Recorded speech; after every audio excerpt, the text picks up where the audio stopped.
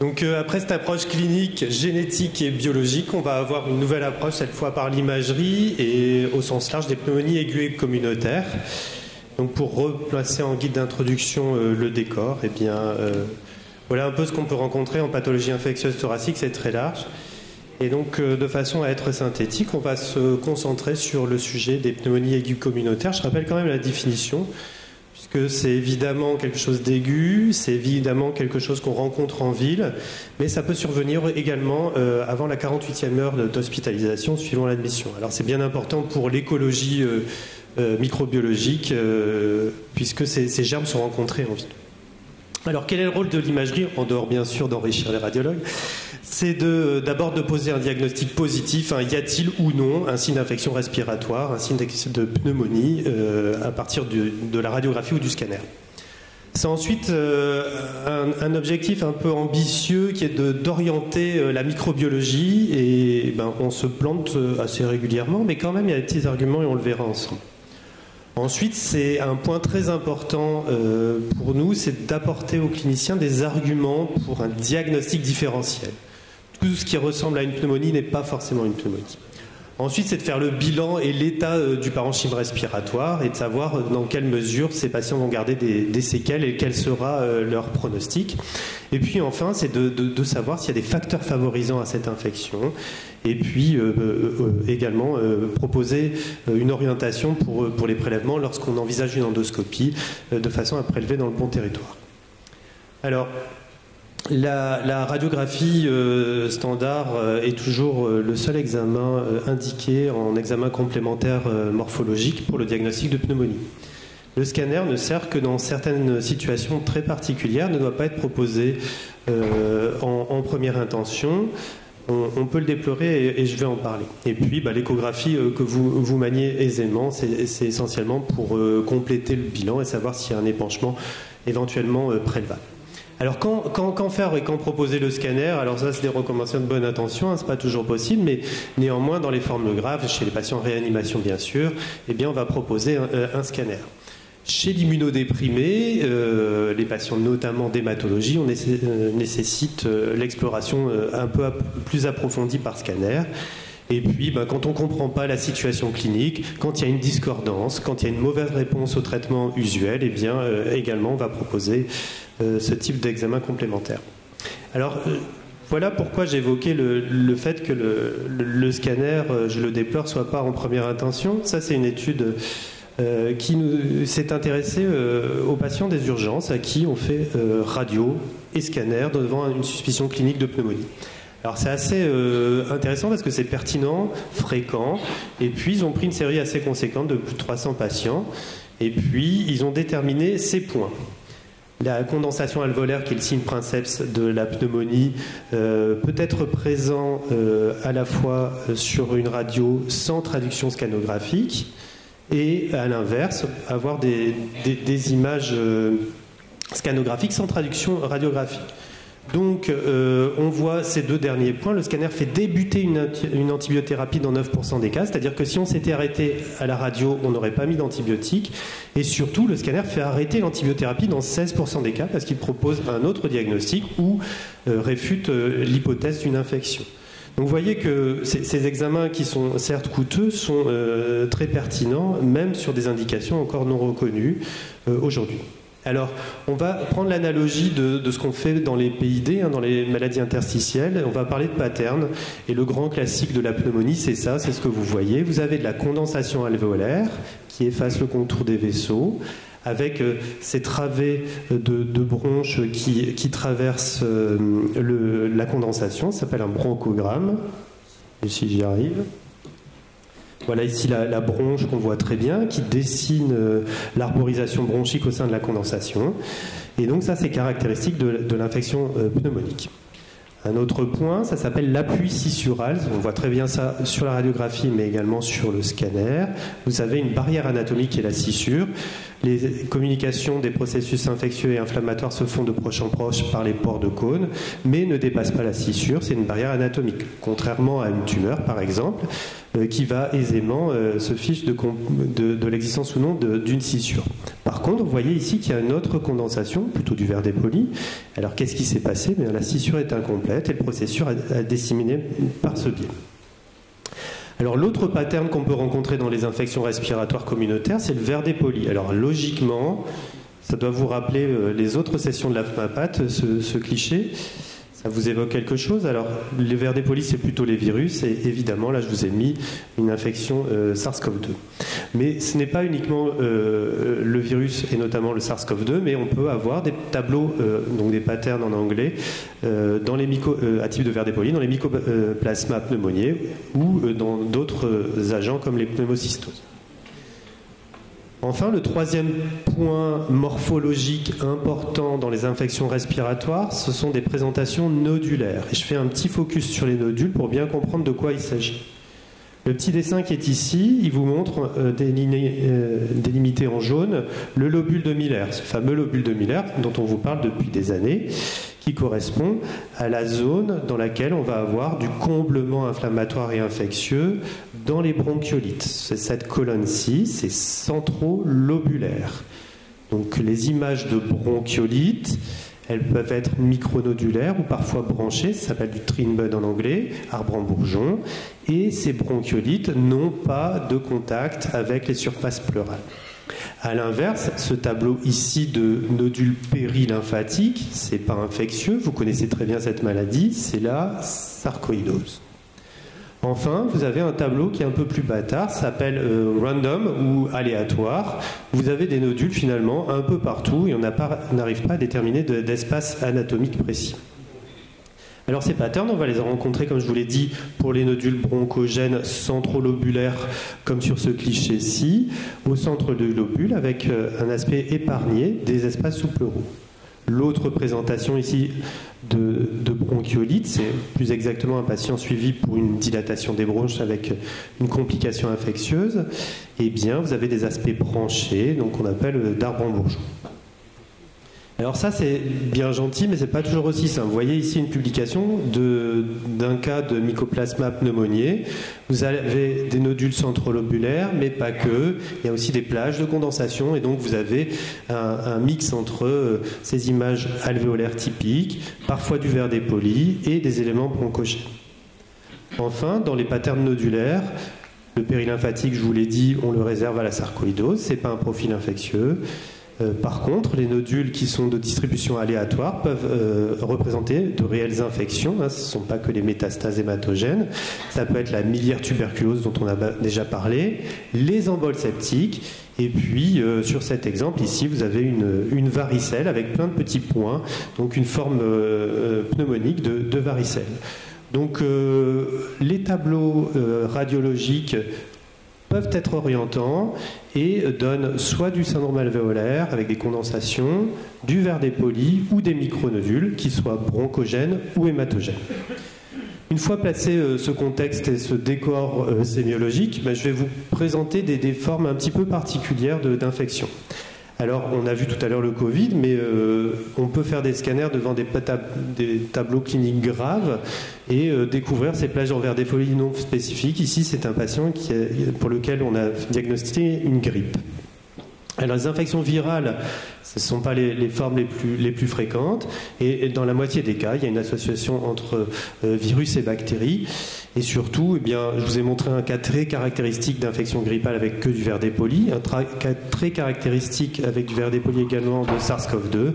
Mais souvent, on a ce qu'on appelle un overlap, c'est-à-dire des formes transitionnelles entre tous les tableaux radiologiques. Donc le diagnostic microbiologique n'est pas toujours parfaitement déterminé par l'imagerie, bien sûr. Alors, voilà un autre exemple, on sort du contexte viral, c'est une pneumonie à pneumocoque chez un sujet jeune. Alors vous voyez que le tableau radiologique est inquiétant, puis on s'en doute bien parce qu'il y a un cathéter central et plein de monitoring sur la paroi. Et voici la correspondance radiologique sur un scanner en reconstruction coronale. Qu'est-ce qu'on voit? Eh bien, on n'a plus ce tableau de la pneumonie à pneumocoque, pneumonie franche lobaire aiguë, on a une forme plutôt disséminée, puis on observe aussi ce qu'on voit plus difficilement sur la radio standard, des images cavitaires, puis, si je reprends les images axiales, eh bien, on se dit que c'est une forme grave. Alors, il y a plein de petits points, si on y prête attention, qui sont bronchiolaires, une condensation avec un bronchogramme, des formes cavitaires, et ici une grosse condensation qui occupe le lobe inférieur gauche et une partie de la lingula. Donc c'est quoi cette histoire de staphylocoque? En général, ce sont des tableaux très bruyants, voire catastrophiques, qui sont dus à une infection par staphylocoque qui va sécréter une toxine puissante qui s'appelle la toxine de Panton-Valentine et qui va détruire le parenchyme pulmonaire avec des conséquences à court terme et aussi à long terme pour ceux qui vont survivre. Autre cas qui est vraiment fréquent et qui nous pose des problèmes en imagerie, c'est l'exacerbation de BPCO, parce qu'on ne sait pas forcément à quel moment on va faire un scanner chez un patient tabagique. Et vous avez ces tableaux qui sont un petit peu complexes. Alors pourquoi ils sont complexes? Parce qu'il y a des destructions parenchymateuses par la maladie sous-jacente, qui est l'emphysème. Les emphysèmes, on ne peut pas remplir les espaces détruits, donc le processus infectieux inflammatoire va se mettre autour des images d'emphysème et donner des aspects un petit peu kystiques. C'est pas kystique en vrai, ça veut dire qu'il y a un processus inflammatoire autour des destructions emphysémateuses. Autre histoire clinique, ici vous avez chez un vieux monsieur un foyer alvéolaire, et puis qu'est-ce que vous notez de particulier et pourquoi j'ai mis cette image notable? Alors il y a une cavitation, c'est nécrosant, mais je vous ai mis aussi la fenêtre médiastinale avec quelque chose de la même tonalité que les vaisseaux. Il y a un faux anévrisme. Donc ça c'est une jolie reconstruction qui permet de bien voir que le faux anévrisme il est dans la zone abcédée nécrotique qui est aux dépens d'une érosion d'une branche artérielle pulmonaire. Puis dans ces cas-là, eh bien, l'angiographie permet de déterminer la même image et surtout d'aller obstruer le vaisseau malade. Alors, la question que je trouve intéressante, c'est quand faut-il évoquer autre chose devant, et qu'est-ce qu'il faut évoquer devant la persistance d'une condensation alvéolaire? Alors ça, c'est un petit schéma très simpliste aussi. On a vu la forme fulminante de staphylocoque. C'est sûr que le traitement usuel ne sera pas adéquat. Et puis, il y a d'autres situations, évidemment, et pas que en zone d'endémie. La tuberculose explique très largement des formes d'infection résistantes au traitement usuel, de pneumonie aiguë communautaire. Et puis, vous avez en parallèle de ça les complications qui vont expliquer des tableaux persistants. Et enfin, et surtout, ce sur quoi je veux insister, ce sont les syndromes alvéolaires non infectieux. Je ne parlerai pas des corps étrangers ou des tumeurs endobronchiques qui révèlent le tableau sur un mode d'infection. Alors, quand même, j'ai mis des images de tuberculose, même si ce n'est pas le sujet, parce que ça me fait plaisir, pour rappeler que je vous ai parlé du tree-in-bud tout à l'heure, du comblement alvéolaire distal. Eh bien, c'est ce qui se passe avec ce petit schéma. Vous avez les processus inflammatoires et infectieux de la tuberculose qui se passent en distalité dans les bronches, et ça va donner ces tableaux. Alors, vous connaissez l'image cavitaire des segments apicaux des lobes inférieurs et du segment postéro-apical du lobe supérieur, mais il y a aussi, et sur cette reconstruction MIP, c'est un mode qui permet de bien identifier la forme des nodules, et bien ces images d'arbres en bourgeon, c'est vraiment quelque chose d'arboré et c'est très caractéristique ou très évocateur sur un scanner dans la tuberculose active. Et donc on appelle ça arbre en bourgeon parce que vous voyez que ça correspond bien à cette image. Enfin, les syndromes alvéolaires non infectieux. Et ça, c'est tout l'enjeu d'un diagnostic simple. Quand une pneumonie ne guérit pas, il faut aller chercher autre chose. Alors le grand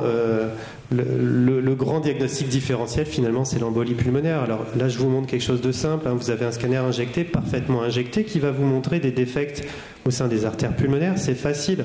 Il y a même déjà un épanchement réactionnel. Et puis l'imagerie, elle a des petites caractéristiques quand même qui ne sont pas que la pneumonie franche lobaire aiguë habituelle. Elle est périphérique. Alors plutôt triangulaire, mais vous voyez que ce n'est pas formel. Et surtout, il y a un aspect qu'on appelle grillagé. C'est quoi grillagé? Eh bien, vous voyez que vous avez des zones noires au sein de cette condensation qui correspondent probablement à des zones de nécrose au sein de l'infarctus. Donc c'est ce qu'avait expliqué Marie-Pierre Revel dans ce papier. Donc une fois éliminé l'embolie pulmonaire, je vais vous passer rapidement l'œdème pulmonaire dans sa forme alvéolaire bruyante. La clinique n'est pas la même, c'est pour autant des formes alvéolaires bilatérales. La plus souvent, quand même, dans l'œdème pulmonaire, vous avez des phases interstitielles et alvéolaires, comme ce qui est présenté ici. Quittons le domaine hémodynamique pour se concentrer sur Un diagnostic qui est intéressant et souvent méconnu, c'est la pneumonie lipidique. Alors, pneumonie, c'est une pneumonie, hein, c'est une forme alvéolaire, mais elle n'a rien d'infectieux et souvent on tourne beaucoup autour avant de conclure, par manque sans doute d'interrogatoire précis. Alors, vous voyez que ce foyer dans le lobe inférieur gauche, on avait vu ce patient pour... on ne savait pas quoi, hein, c'est une infection, mais il n'y a pas les tableaux cliniques. Est-ce que c'est un cancer? Donc il y a eu une fibroscopie et une biopsie qui ont conclu à la même chose, pneumonie lipidique, sur des arguments anatomopathologiques. Et en reprenant l'interrogatoire, ce patient prenait des huiles essentielles. Et donc c'est rarement évoqué d'emblée par les patients, parce qu'ils ne pensent pas que ça soit important à signaler. Vous voyez l'évolution, hein, dans le temps, on n'a rien fait, on n'a pas enlevé cette image par chirurgie, évidemment.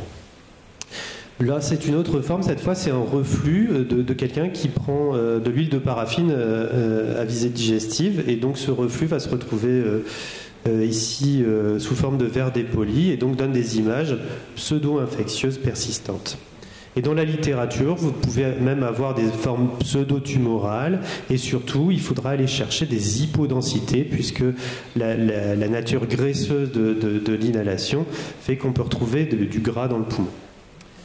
Alors ça c'est quelque chose de plus délicat, hein, la pneumonie médicamenteuse. Sur ce dossier vous avez vraiment un tableau infectieux typique, hein, une condensation alvéolaire avec appui scissural, bronchogramme aérien, vous avez tout. Sauf que ce n'est pas une infection. Ce patient est passé dans un service de maladies infectieuses, vous vous doutez bien qu'il a eu tous les prélèvements de la terre, et ça a été rapporté en rapport avec un immunosuppresseur que prenait ce patient, et au changement de traitement, eh bien, l'aspect pneumonique s'est levé. Également les pneumonies organisées. Vous voyez qu'on balaye très large parce qu'il faut évoquer beaucoup de choses quand les foyers alvéolaires sont persistants. Et ça, c'est quand même quelque chose également qui mime la pneumonie infectieuse, puisque vous avez une pneumonie, mais qui n'est pas d'origine infectieuse, mais inflammatoire. Les caractéristiques sont quand même assez subtiles. Ce sont certes des condensations, mais elles ont comme caractéristique d'être plutôt péribronchovasculaires et dans les lobes inférieurs. Et parfois, on peut trouver un aspect qui s'appelle l'image en atome. Alors, l'évolution des pneumonies organisées, eh bien, c'est une évolution favorable sous traitement et malheureusement, quand le traitement est relativement court, une rechute rapide. Donc c'est un diagnostic histologique et d'élimination, hein. Il faut quand même avoir évoqué tout le reste avant de poser ce diagnostic. Vous voyez l'évolution naturelle. Encore une fois, une condensation, hein, sur la première colonne. C'est peu spécifique, ça ressemble à une infection, c'en est pas une. C'est une pneumonie, mais une pneumonie organisée, donc inflammatoire. Et une évolution vers la régression sous corticoïdes. Enfin, les pneumonies radiques, hein, ça c'est un contexte très particulier. Vous voyez que ça survient dans 4 à 12 semaines après l'irradiation. Et puis il y a une forme fixée tardive fibrosante qui arrive dans les 6 à 12 mois qui vont suivre l'irradiation. Donc ça c'est un exemple de lésion tumorale traitée. Alors bizarrement vous avez des champs un peu particulières qui correspondent à ces champs d'irradiation, hein. Donc les zones de pneumonie radique sont dans les territoires d'exposition aux rayons pour la destruction de la tumeur. Les raretés ici sont à évoquer puisque les pronostics sont totalement différents. Vous avez ici un lymphome de Malte. Alors, c'est pas fréquent, mais quand même, c'est la forme tumorale qui mime le plus la pneumonie aiguë communautaire avec bronchogramme et appui scissural plus ou moins puisque vous avez ici un franchissement de cette scissure par points focaux. Et enfin, sur les pneumonies mimant, les fausses pneumonies d'origine tumorale, vous avez le fameux adénocarcinome mucineux qui est vraiment trompeur et voyez l'histoire naturelle catastrophique chez ce patient. Alors, ben ça, on s'en fiche un peu parce que le patient est venu pour un angioscanner des membres inférieurs. Il est tabagique, il y a d'autres comorbidités, notamment vasculaires. Et puis, on n'a pas regardé. Et puis, ben, il est revenu pour un contrôle de son angioscanner. On n'a toujours pas regardé que ça grossissait avec des cavitations. Ben, par contre, au bout d'un certain temps, on s'est rendu compte que c'était une pathologie évolutive et donc tumorale en rapport avec un adénocarcinome mucineux qui mime une pneumonie. Et puis vous avez dans les adénocarcinomes mucineux des formes florides de type chrysipavie. Alors je terminerai par un petit cas clinique un peu exotique. C'est un patient de 41 ans qui est chercheur et qui travaille... je vous dirai sur quoi après, mais en Guadeloupe, et qui consulte à son retour pour une altération de l'état général, une toux fébrile et des arthralgies. Alors voilà les images. Là, j'ai présenté une forme qui est comment, hein, c'est pas la forme Lauber à type de condensation, c'est plutôt une forme nodulaire de répartition aléatoire, avec des nodules plus ou moins volumineux, avec un peu de verre dépoli autour, c'est multifocal. Puis sur cette fenêtrage médiastinale, on a des ganglions. Donc évidemment, c'est pas si simple que ça, hein. Alors, quelles sont les hypothèses? Métastase, patient jeune, pas d'altération de l'échelle générale, mais tout à fait récente et modérée. Il n'y a pas d'antécédent. On ne retient pas cette hypothèse en première attention. Pourquoi ça ne serait pas une sarcoïdose? Finalement, quand on ne sait pas, on tire le tiroir de la sarcoïdose, puis on dit, on va discuter. Alors certes, c'est un patient jeune, et en plus, on sait qu'il y a des formes tumorales, donc pourquoi pas on garde ça en tête. Et puis les infections opportunistes, il n'est pas immunodéprimé, alors toutes les candidoses, CMV, aspergillose invasive, etc., on ne va pas les retenir dans ce contexte. Eh bien, on va se concentrer encore une fois sur l'anamnèse. Et puis, ce patient, il est chercheur en Guadeloupe. Et puis, quand on discute, il nous dit qu'il travaille sur des chauves-souris. Et donc, il a fait une histoplasmose. Et vous voyez, l'aire de répartition correspond à l'Amérique, la Caraïbe, l'Amérique du Sud, et puis une partie de l'Afrique.